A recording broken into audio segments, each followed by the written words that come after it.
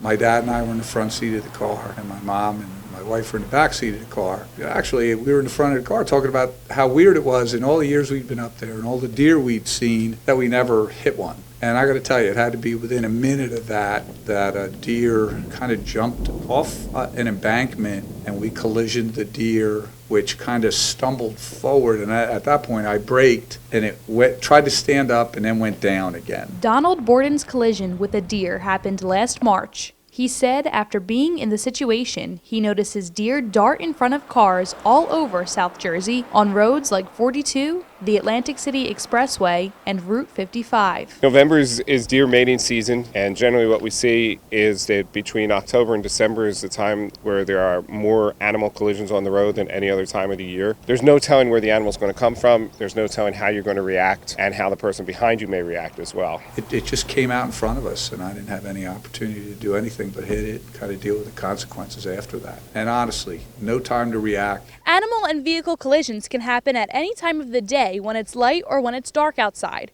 AAA wants drivers to remember these tips to avoid all animal collisions. Obviously, just need to be cautious of your driving conditions. If it's night, give yourself a lot more room between cars. Make sure you have, your lights on properly, whether it's your high beams, if you're in a poorly lighted area. But just make sure you have enough distance to be able to see something and react to it. Make sure to stay alert at all times. According to AAA, the average deer collision ends up costing the consumer around $3,500 in damages. I'm Nina Barati for SNJ Today.